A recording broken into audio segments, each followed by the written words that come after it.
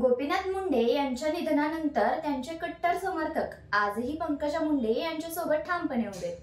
पण गेल्या काही दिवसांपासून त्यांचं भाजपमधील स्थान धोक्यात येत असल्याच्या चर्चा होत आहेत. आता तर त्या स्वतंत्र पक्ष स्थापन करणार असल्याची चर्चा सध्या राजकीय वर्तुळात रंगत आहे. नेमकं काय आहे पंकजाताईंच्या मनात, जाणून घेऊया या व्हिडिओच्या माध्यमातून. नमस्कार, मी पल्लवी इब्लिसच्या या विशेष व्हिडिओमध्ये स्वागत करते. पर्यावरण मंत्री पंकजा मुंडेंनी नुकतंच स्फोटक विधान करत चर्चांना वाट मोकळी करून दिली. गोपीनाथ मुंडेंनी भाजप पक्ष जनमानसात फिरून मेहनत घेऊन उभा केलाय. मुंडेंवर प्रेम करणाऱ्यांची प्रचंड अशी संख्या आहे. एक वेगळा पक्ष जरी उभा केला तरी एवढी ताकद त्यांच्या नावात असल्याचं विधान पंकजा मुंडेंनी केल्यानं राज्यात नव्या चर्चांना ऊत आलाय.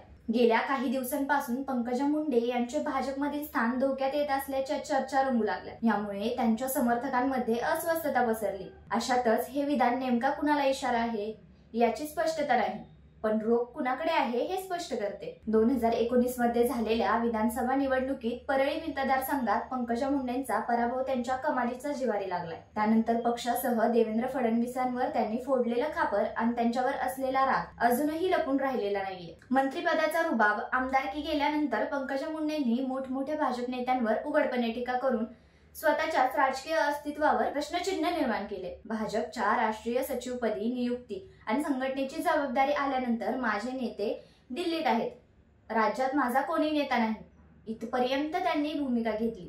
अजूनही त्यांच्यावर राजकीय पुनर्वसनाची वेळ यावी याची सल त्यांच्या मनात रुजून असेल यात शंकाच नाही. राजकारणात उत्स्फूर्त काही होत नसतं आणि पंकजा मुंडेंसारख्या अनुभवी नेत्या तर कोणतंही विधान विचार केल्याशिवाय करणार नाहीत. त्यामुळे त्या खरंच स्वतंत्र वाटचाल करणार आहेत का? जर त्या स्वतंत्र पक्ष स्थापन करतात तर याचा महाराष्ट्राच्या राजकारणावर मोठा प्रभाव पडू शकतो. मराठवाड्यातील समीकरणे कदाचित बदलतील, भाजपला मोठा फटका बसेल. यावर छगन भुजबळ यांनी प्रतिक्रिया देताना म्हटलं की स्वर्गीय मुंडे साहेबांबद्दल बोलायचं झालं तर एक गोष्ट सांगू शकतो. 2002 मध्येची गोष्ट आहे. मी उपमुख्यमंत्री होतो. गोपीनाथराव मुंडे माझ्याकडे आले आणि म्हणाले, एक वेगळा पक्ष काढू, तुम्ही, मी आणि गणपतराव देशमुख. आठवले एक पक्ष काढू असं म्हणाले. पक्ष चांगल्या रीतीने पुढे जाईल. मी उपमुख्यमंत्री होतो, म्हटलं मला राजीनामा द्यावा लागेल.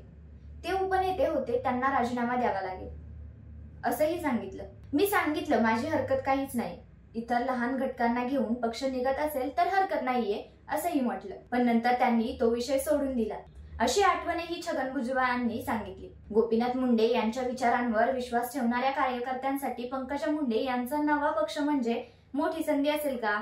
पंकजा मुंडे खरंच भाजपला सोडचिठ्ठी देणार का? आणि त्यांचा पुढील राजकीय निर्णय काय असणार आहे?